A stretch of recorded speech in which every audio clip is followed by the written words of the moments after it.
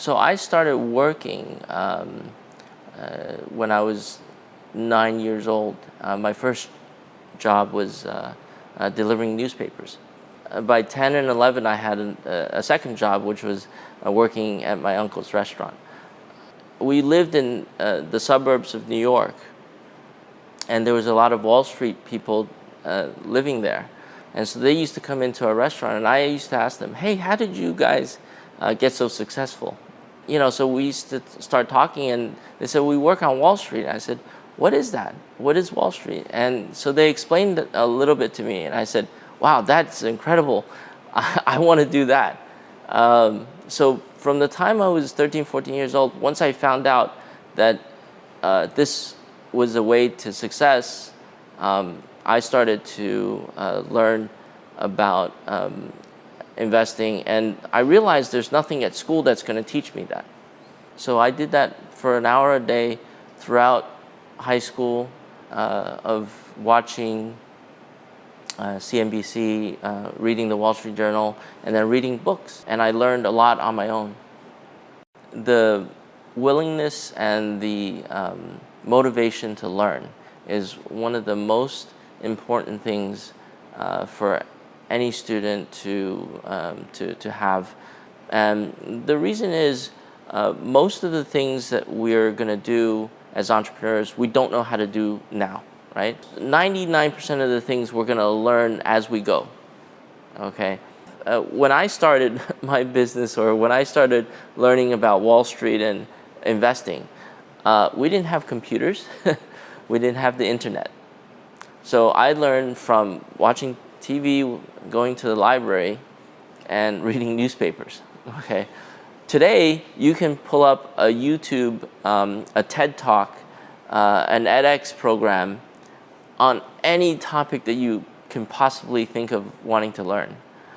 A few years ago, MIT started a program to digitize and to record all of their classes. So many other top universities are doing that now as well. Many students have dreams of going to MIT, going to Stanford, and they always think this is an impossible dream, right? And it's harder and harder to get into those schools. But what they don't realize is they can actually go on and take those courses right now, today, for free.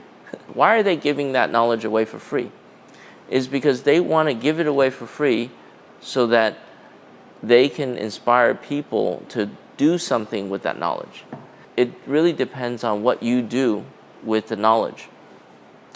So it really comes down to just self-motivation and your own will to learn.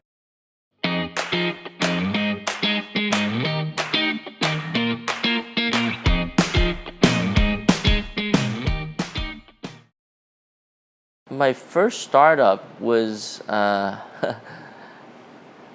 so I was learning all this investing stuff in high school. So I said, I think I can start investing now. So with the money that I saved from working since 9 years old, I had like $5,000–6,000 saved up, and that was all the money that I had. And some of the money was my brother's and my mom. I convinced my mom somehow to open up a brokerage account that I ended up trading for her, okay? And I was about 16 at that time. So I started making a little bit of money trading stocks. Within months, I lost all of it. So that was kind of my first startup experience. I lost all of the money. I was really, really upset. And at that point, you know, I asked myself, oh my God, I studied, you know, really hard for a few years, and I've lost all of my money. So do I just quit, or do I use this as a learning experience? So that's what I did. I said, okay, now I really have to learn everything there is to learn about it. Obviously, I didn't learn enough. You know, I decided to go to UCLA. I studied economics, but more importantly is I continued to self-study and and was very self-motivated in learning more about investing, learning more about finance.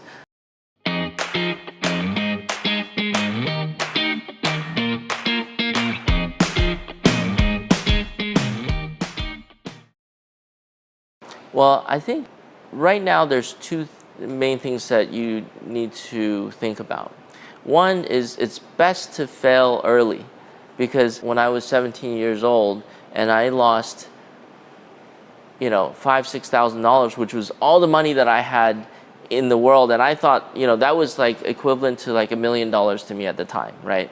But I lost that money and I was devastated. But thinking back on it, I learned so much from that experience, and losing $6,000 at that time was a lot of money to me, but in retrospect, it's actually very little money, and it was probably the cheapest lesson that I could have gotten ever, right? So failing early and allows you to realize whether you really want to do that or not, right? Whatever you're doing, it makes you really think. So at that time, if I had given up, then maybe I wasn't really meant to do investing and trading, right?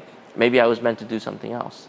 So, but because I didn't give up at that time, then I really knew and understood that this is exactly what I wanted to do. So fail early. Don't waste time on pursuing something that you really don't want to pursue, okay? And the second thing is that it is cheaper now to do a startup than ever before. Just 5 years ago, it cost $500,000 or more to do a startup, right? So in order to create an app or create a prototype of hardware, it would cost at least $500,000 to $1 million to do that, right? To set up a company, to do a patent, to all the legal work, it would cost at least that much money to do a startup. So for young people in college or even high school to think about doing startups is actually quite impossible, right? It's not very practical to do. Today, the cost of startups has gone down to basically your time, right? Because if you know how to code, you can code your own iPhone app for just your time, really, and very little money. A few $100s to submit the program to Apple, right? And if you wanted to do a prototype of something, it would cost, $5,000, $10,000, and including all the legal fees, it might only cost you $10,000, $20,000 to do a startup. So if the young people have a great idea, it's so much easier to make that idea a reality.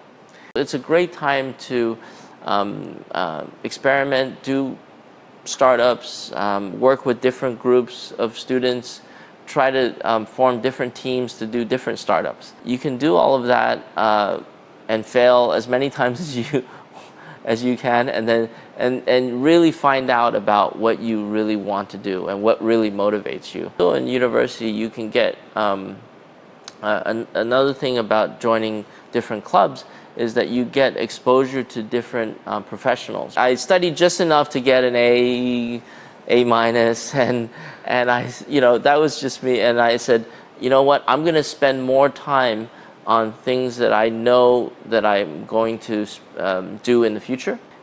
So working at investment banks was my dream when, almost 30 years ago.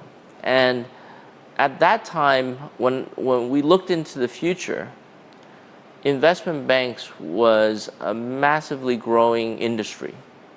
Now, what I always did was I always looked into the future to see what was going to be a growing industry, and I wanted to go into that, right?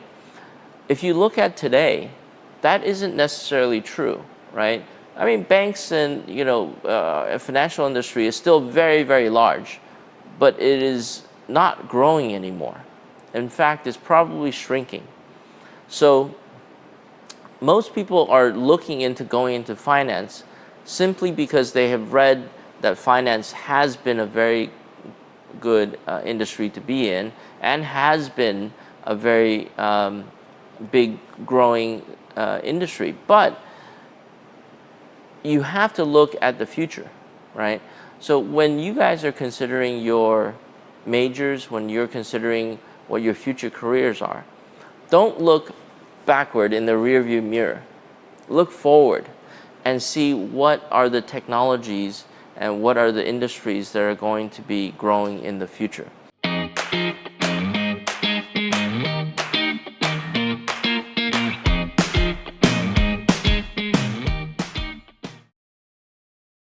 Unfortunately, 60 to 70% of people in this world still work in a place that they don't like, right? So they don't like what they're doing. And part of that is because they've never asked themselves, and people never asked them, hey, what do you want to do? So they didn't discover that early enough, and so they just kind of go into something that that happens. They let life happen to them, meaning they're not taking control of their life. And so when you're doing something that you don't really enjoy doing, then it becomes really hard work, right? And it's like every day I wake up and I don't really feel like going to work, and then I can't wait to get out of work. You can be an entrepreneur and start your own business, or you can be successful in a very large organization by being an innovator and an entrepreneur within that organization. So when I worked for the large banks, I never thought of myself as just a worker. I thought of myself as a leader. I thought of myself as an innovator. And I always thought of new ideas to make that business better. Okay, even if I was working in a large organization. So that's an entrepreneur, right? And then after I learned how to do that, then I said, okay, I'm ready to be an entrepreneur. I'm ready to start my own business, and I'm ready to create a business out of nothing and really make it successful. And so that's the main difference between entrepreneur and entrepreneur. I think as long as you learn how to be more innovative, how to be more creative, and how to learn how to learn, right? How to be a self-motivated learner and learn how to work through failure, then you're going to be a lot better off whether you're working in a corporate setting or working in your own business. Everybody's an entrepreneur, okay? And everybody is born with a very entrepreneurial mindset, meaning they're very creative. When you're born, you're very creative. You have a lot of ideas. You don't care if you fail, and and you always want to try new things, right? When you're born, and as you grow up and you're going to school, they tell you it's more and more unacceptable to fail, and that's just not true, right? We should be able to learn and fail throughout our lives and really find the things that we love to do.